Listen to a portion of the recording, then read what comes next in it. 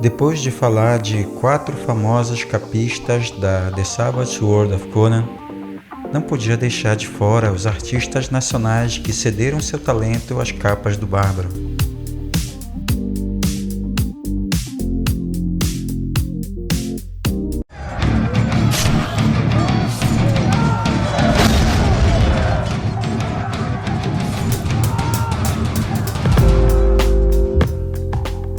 As publicações de Conan no Brasil, nas diversas editoras, não seguiram a mesma ordem ou trabalho editorial do conteúdo americano.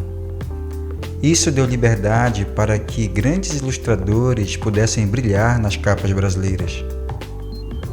Como as publicações eram regidas por um mercado de quadrinhos mais incipiente, muitas publicações do Bárbaro que eram lançadas nos Estados Unidos em revista própria, aqui eram lançadas em revistas mix.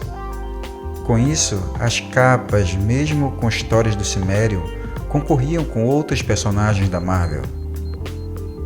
Mesmo quando foi lançada A Espada Selvagem de Conan, revista própria do personagem, esta não seguiu fielmente nem a ordem das histórias, nem as capas correspondentes. Essa é a homenagem do Crônicas Iborianas aos brazucas que chocaram o mundo com a sua arte maravilhosa. A The Savage Sword of Conan número 1 trouxe uma capa de Boris Vallejo, que correspondia a uma história de Conan e Sônia, A Maldição do Morto-Vivo, que só foi ser publicada na Espada Selvagem número 52, em fevereiro de 1999. Mas com outra capa, de Earl Norton. Apesar de que esta história já havia sido publicada no Almanaque do Conan, também utilizando-se outra capa, de Norton inclusive. Ou seja, a liberdade editorial era realmente usufruída. O lado bom disso foi a utilização de capistas brasileiros, no caso da editora Abril. Mas também a editora Mitos sabiamente soube se utilizar deste recurso.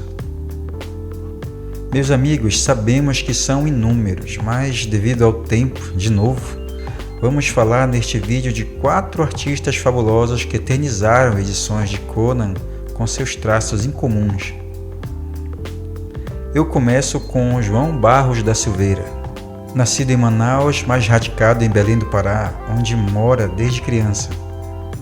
Começou como ilustrador auxiliar do quadrinista paraense Joe Bennett. Em um dia de trabalho, Bennett foi buscar umas ilustrações na casa do Silveira e viu uma pintura do Conan em uma colina. Ele sugeriu que enviasse para a editora de Conan no Brasil. Segundo João, para minha surpresa, o editor não só gostou, como estampou a mesma na edição 8 de Conan Bárbaro. Depois disso, várias outras artes de João Silveira. Segundo Silveira, suas capas levavam de 3 a 1 semana para ficarem prontas, e sempre foi exigente consigo. Exigência essa que foi diminuindo para cumprir os prazos da editora Mitos. Mesmo depois de ter parado de produzir para Mitos, ainda teve 2 capas republicadas em Conan, edição histórica.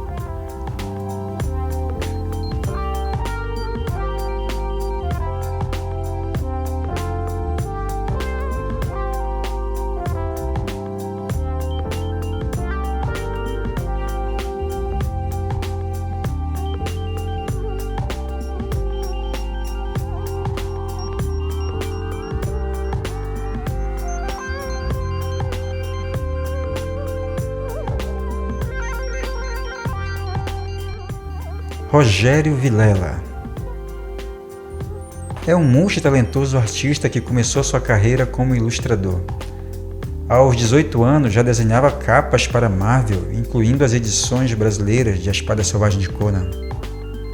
É comediante de stand-up, ator, roteirista, quadrinista, artista plástico, dublador, diretor de animação, um dos criadores do Mundo Canibal e da produtora Fábrica de Quadrinhos.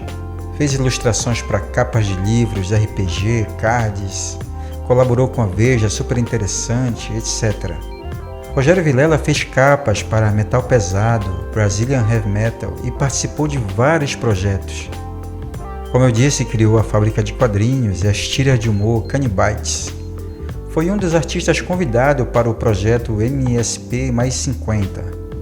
O Canibites inspirou a criação da série de animações chamada Mundo Canibal, juntamente com os irmãos Piologo, que foi uma febre na internet. Quem não lembra das Havaianas de Pau?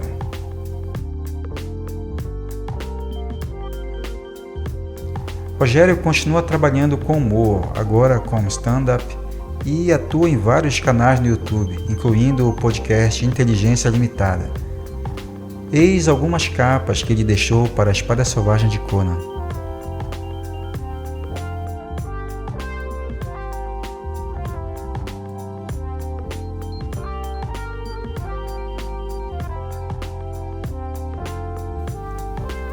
Alexandre Jubran é um ilustrador bem prolífico, tendo colaborado em várias capas da Espada Selvagem de Conan no fim dos anos de 1990 e no início dos anos 2000. Jubran desenhou o Demolidor nos anos 90. Ganhou o troféu HQ Mix em 1999, 2000 e 2003 na categoria Melhor Colorista, além do prêmio Ângelo Agostini em 2003 e 2004 como Melhor Arte Técnica, e o prêmio ESSO de Criação Gráfica em 2008. Aqui algumas artes para Conan.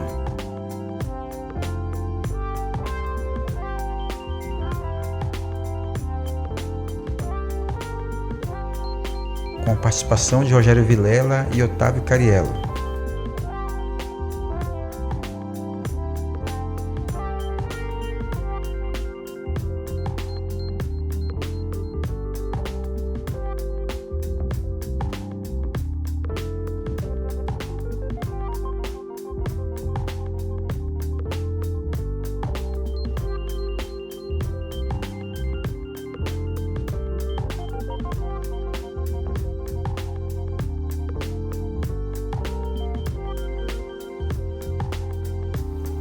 Deodato Taumaturgo Borges Filho, mundialmente conhecido como Mike Deodato Jr. Na década de 1970, aos 15, lançou seu primeiro quadrinho, Ninja, em parceria com José Augusto, em uma fanzine. Nos anos de 1980, ele publicou no Jornal da Paraíba charges e cartoons, e acaba criando com o pai as histórias pós-apocalípticas 3.000 anos depois e Hantar. Fez trabalho para alguns países da Europa, depois Estados Unidos, com o próprio Neil Adams. Em 1994, trabalhou para DC Comics em Mulher Maravilha. Entra para a Marvel e desenha praticamente tudo por lá. Também fez trabalhos para Dark Horse e diversos títulos em outras editoras. Na década de 1990, Mike Deodato cedeu seu talento para ilustrar a capa da mais importante publicação do Cimério na Editora Abril. Eis algumas dessas capas.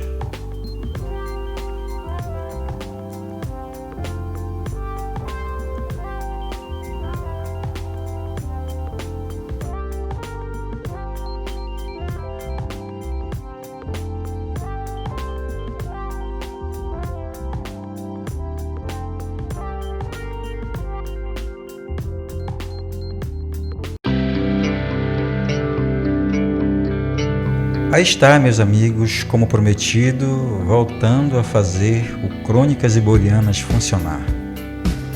Se você gostou, ajude o canal a não encerrar suas atividades. Interaja, deixe o like ou dislike, comente, sinta-se em casa. Precisamos voltar com as nossas lives semanais sobre coleções, histórias, entrevistas, bate-papo. Eu agradeço muito o apoio de todos e vamos que vamos. É melhor ir devagar e chegar do que não ir, né? Bom, pessoal, um abraço e até daqui a pouco quando tiver uma nova notificação no canal. Tchau!